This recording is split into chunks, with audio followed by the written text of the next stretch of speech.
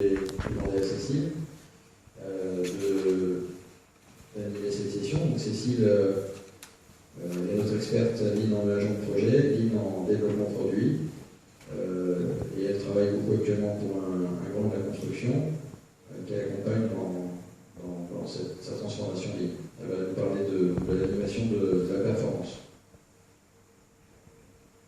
Bonjour à tous.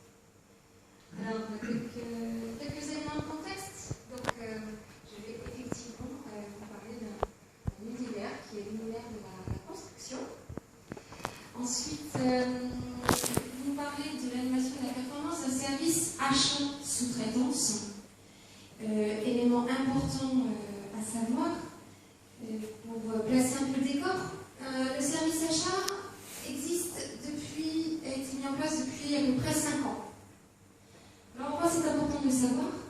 C'est simplement parce qu'avant qu'il n'était pas là, qui est-ce qui prenait en charge la consultation, l'achat de prestations de sous-traitance?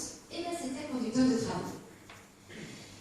Donc, grosso modo, impact, c'est que vous avez des conducteurs de travaux qui savent aussi bien faire que le service achat. Élément de contexte important.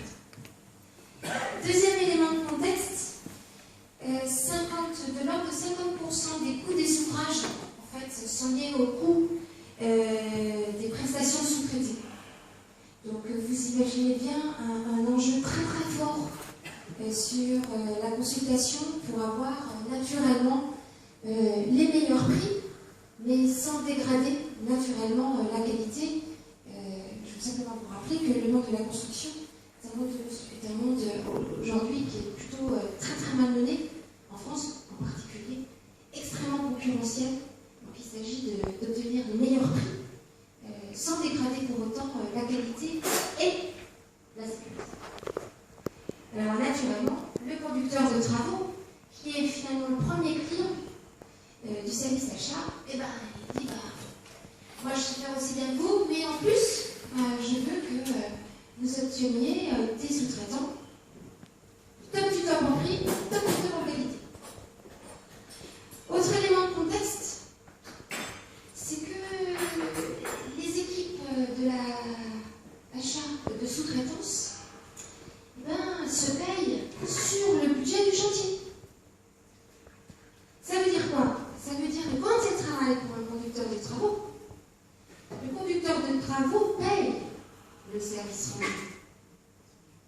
Donc, grosso modo, ça veut dire quoi? C'est-à-dire que le conducteur de travaux, il sait aussi bien faire le boulot que la cellule d'achat. Sous-entendu, il a toujours le sentiment qu'il sait même faire mieux. 2, il attend des prestations du meilleur en termes de qualité tip-top.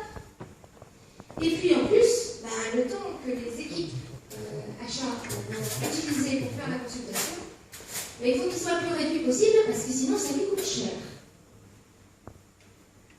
Donc consultez pour moi, mais ne me coûtez pas trop cher. Alors quels sont les problèmes rencontrés? Les problèmes rencontrés sont liés à des actes de performance, à tous les actes de performance. J'en ai cité que quelques-uns qui sont les plus marquants. Premier, sur la qualité de prestation, globalement, on a observé une erreur en moyenne sur les analyses comparatives des offres qui étaient fournies aux conducteurs de travaux. Tout un certain nombre d'allers-retours entre conducteurs de travaux, sous-traitants, cellules d'achat, etc. Donc naturellement, vous avez un conducteur de travaux qui n'est pas très content quand il a des erreurs dans les tableaux comparatifs des offres, parce que globalement, ça veut dire que la prestation qu'on lui propose, c'est dans celle qu'il voulait. Deuxième type de problème, problème de coût.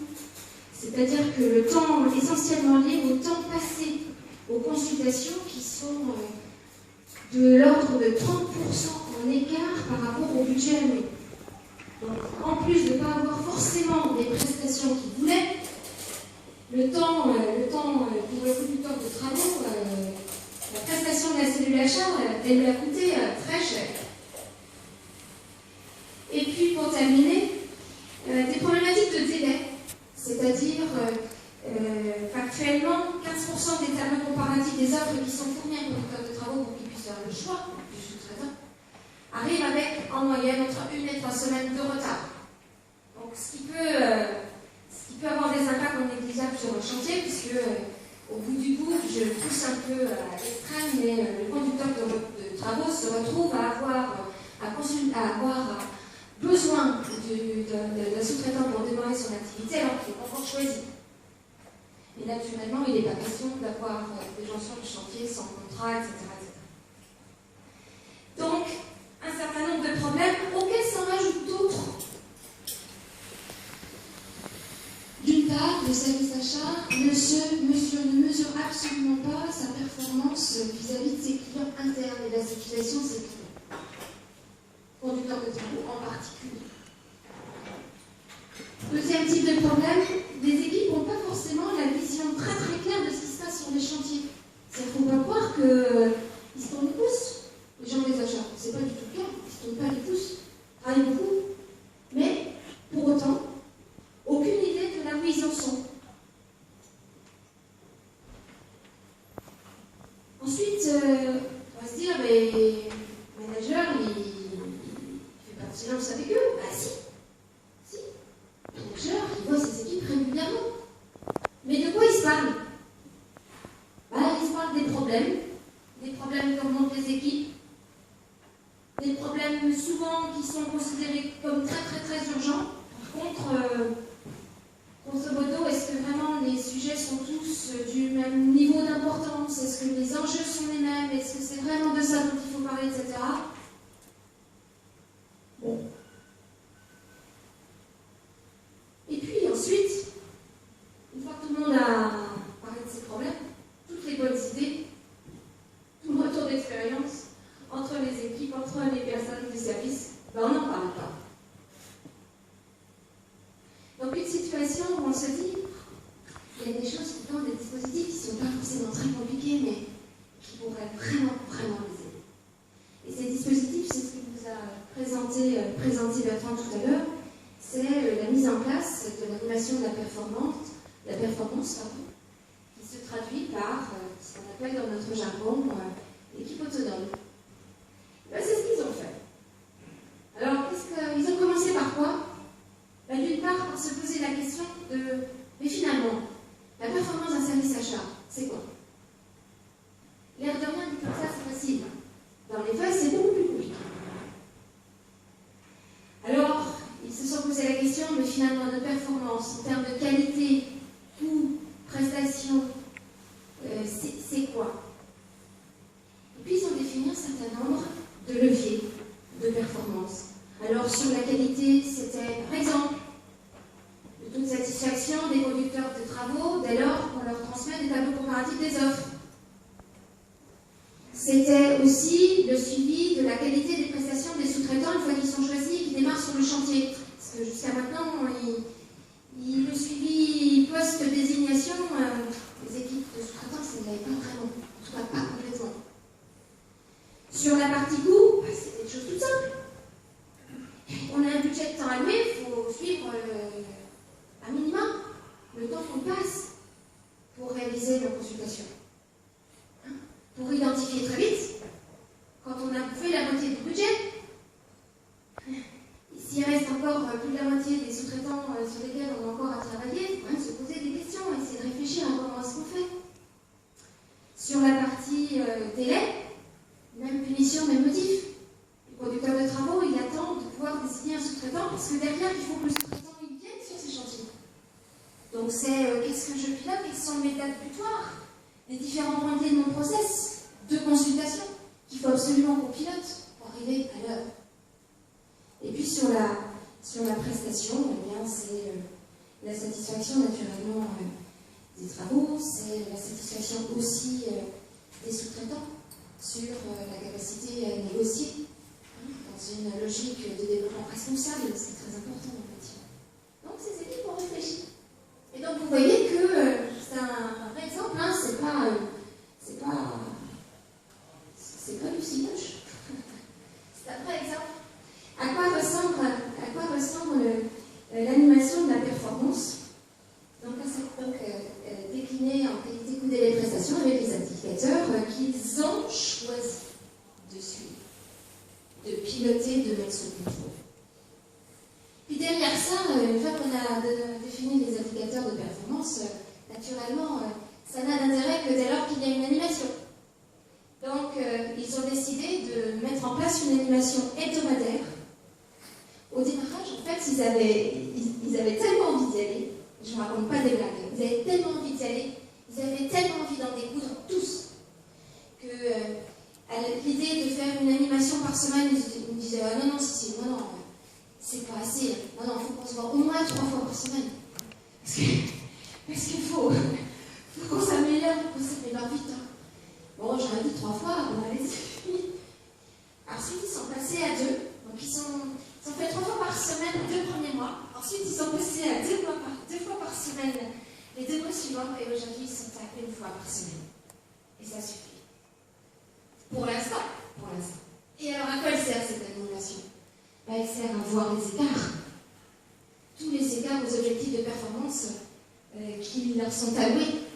Une fois qu'ils voient les écarts, ils travaillent ensemble à la construction et la rédaction des plans d'action pour se remettre dans le train, atteindre les objectifs. Et puis, à chaque fois, ils leur revoient la mise en œuvre et la concrétisation des actions versus est-ce que l'indicateur de performance progresse ou ne progresse pas. Il progresse. Vous en pensez quoi? Si l'indicateur progresse, les actions ont été mises en œuvre, l'indicateur progresse. Ils sont loupés, ils ne sont pas loupés. A priori, le diagnostic qu'ils ont fait de la situation est plutôt pas mal. L'indicateur ne progresse pas. L'indicateur ne progresse pas, potentiellement, ils sont un petit peu loupés dans l'analyse. Il n'y a pas que ça, il faut continuer l'analyse.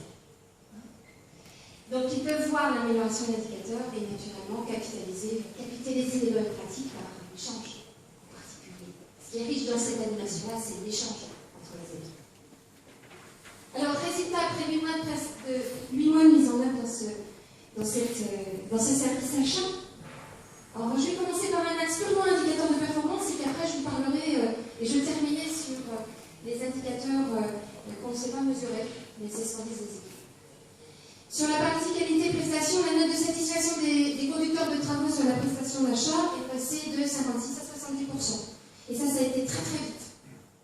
En l'espace de 3 semaines, on avait déjà fait un bond de 56 à 60, et puis on est aujourd'hui à un peu plus 70. Sur la partie coût, le temps passé en consultation en écart de 10% par rapport au temps alloué, 30% auparavant. Donc je ne dis pas qu'on a tout gagné, encore aujourd'hui, et que l'animation de la performance permet de tout traiter. Par contre, on voit très concrètement des résultats sur la partie coût, non négligeable aussi. Sur la partie délai, uniquement 6% des tableaux comparatifs des offres et des sous-traitants transmis au chantier qui ont au maximum 1 semaine de retard contre 15% avant, 8 mois avant, avec 1 à 3 semaines de retard.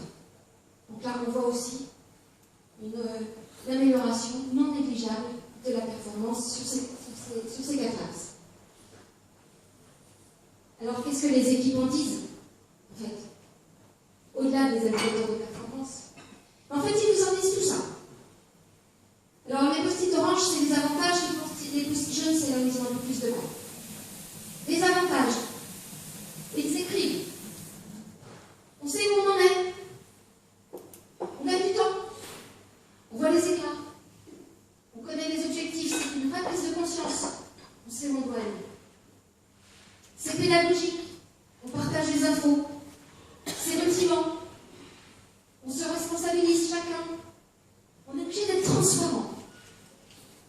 On est obligé, ça donne confiance. Les solutions sont pérennes. Et on traite ensemble les problèmes.